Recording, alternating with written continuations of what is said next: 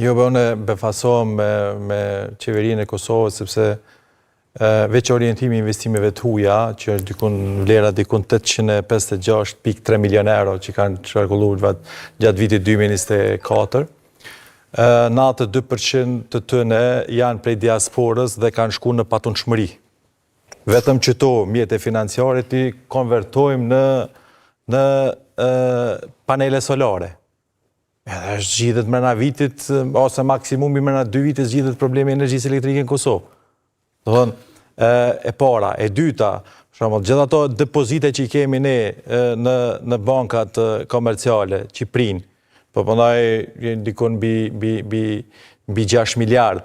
Do thonë, veç mi kap që ato mjete financiare, sepse ka shumë qytetarë, të cilët janë të interesuar me mjetet e vetave tana, keni pjesë në shta që mund minimu qeveria, ma mirë është dosh minimu qeveria me bo panele solare mbi kulmet e shtëpive se banesave të tëne, se sa me dhonë subvencione për me kursy energjinë elektrike për në ndodhe kondërta. I ka dhonë gjitha të mjetet dhe nuk ka dhonë rezultat. Për kontrazi është, kemi post mungesë të energjisë elektrike, në vend që me qenë e kondërta, sepse promovimi tëne ka qenë që po investojmë na, edhe të renovimin të shtëpive të disa familjarve për me kursy energjinë elektrike, ndërsa neve për në ndodhe kundërta. Edhe kemi pas kërkesë vazhdueshme të energjisë elektrike për konsum, po edhe njënën tjetër për në rritët çmimi. Atë cili është efekti që kemi investu në deri qëto 2-3 vitet e fundit që e përmovejke pak para zgjedhjeve disa ministra dhe disa kabineti qeveritari Albin Kurtit.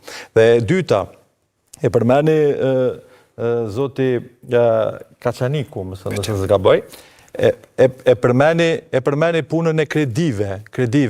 Dëgja, nga viti 2020, në qoftë se na u ka ndryshu cilësia e jetesës, edhe njerë për baj apel politik bërësve në Kosovë, ose leadershipin në Kosovë, nga 2020, në 2024, rritja e kredive konsumuse u rrit për 106%.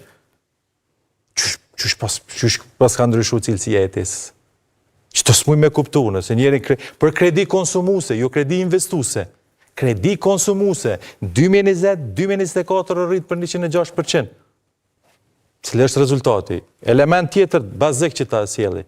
2020-2024, vetëm 1% është rrit norma e punësimit.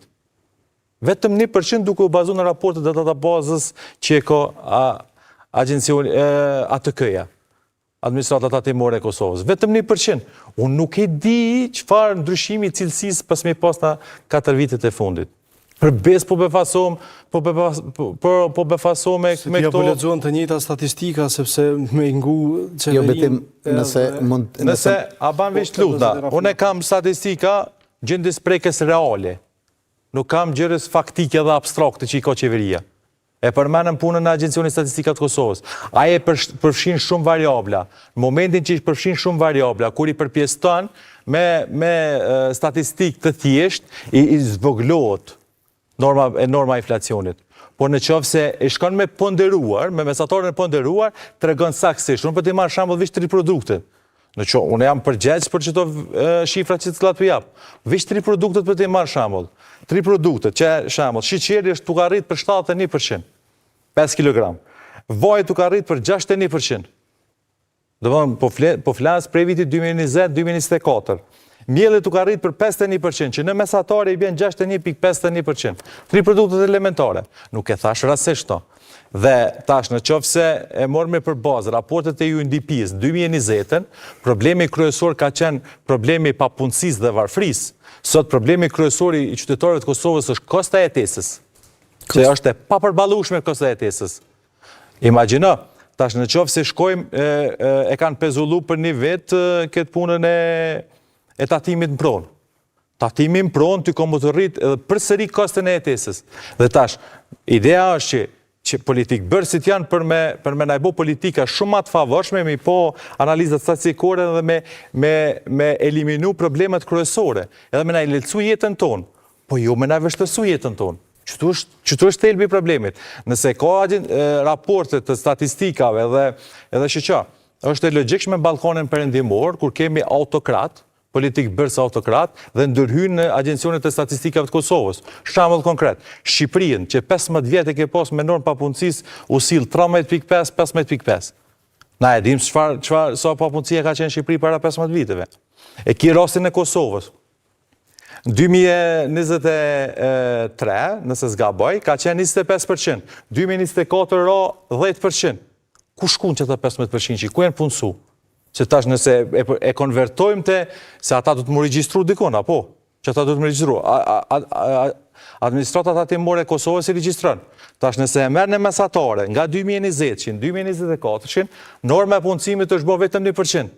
Ta qeveria mund me dalë me thonë me krenari që papunësin e kumë zvëglu 15%, por në qofë se ka zvëglu papunësin 15%, ku janë punësu që ata njerës? Do me thonë, kanë ikë njerës, kanë emigru. Që kjo është e mbru si përbashkë? Vetëm, kër jemi të panelet solare, edhe këtu kemë shumë burokraci, sa i përket vendosjes së fushave solare, me panele solare, ka qash burokraci në për institucionet, qash lypët leje, licence, pritje, procedura, prej nivelit lokal deri të nivelit qendror. Ndërsa Macedonia dhe Shqipëria në duke ecë me ritëm tepër të shpejt. Sot në qoftë se dikush investon panele solare, kthimi në Kosovë është 10 deri në 12 vite. Në qoftë se shkohet me këtë tempo dhe Macedonia dhe Shqipëria do të kenë hiperprodhim, që do të fillojnë me nashit me çmim shumë të lirë, atëherë askush nuk do të ketë interesim për me investu në panele solare, se kthimi do të jetë 20 deri 25 viteve. Dhe çka ndodh në mënyrë strategjike, atëherë Kosova do të jetë e mbarur sa i përket energjisë alternative nga ana e Shqipërisë dhe nga ana e Maqedonisë. Me importu. Kështu që neve na vyn me urgjencë me ndërmarrë reforma të kjo fushë që mi leju sa ma shpejt dhe me procedurë sa ma thjesht më bëj investime në panele solare. E dyta duhet të gasi. Më thonë, duhet me fillu edhe procedurën e sjelljes së gasit në Kosovë për me shfrytzu për nevojat edhe të biznesit, po edhe për nevojat ekonomive familjare. Dhe kështu me mundësu qytetarëve që me të vërtet të kenë alternativa dhe me çmime më të lira, me kualitet më të mirë të furnizohen. Ndërsa vlera e paros ka humbë, nëse për një sport familjare vitin e kaluar të është dashur 500 euro, këtë vit të nevojitën 700 euro. Pagat nuk kanë lëviz, pensionet kanë lëviz shumë pak, me një përqindje shumë të vogël, dhe kjo më së miri tregon se ku jemi sot. Jo, më falë, veç 30 sekundë, falë Alet luta. Vlera paras, nëse i mosmi për produktet elementare, i bjen që rroga jote 1.000 euro, sot ka rënë 400 euro, vlerë reale, shportës së konsumit, duke marrë për bazë indeksin e çmimeve të konsumit produkteve elementare. Këtë ka rënë pi 1.000 euro në 400 euro. Vlera 1.000 euro në 2020, sot vlera reale sot e ki 400 euro, që e vlerën.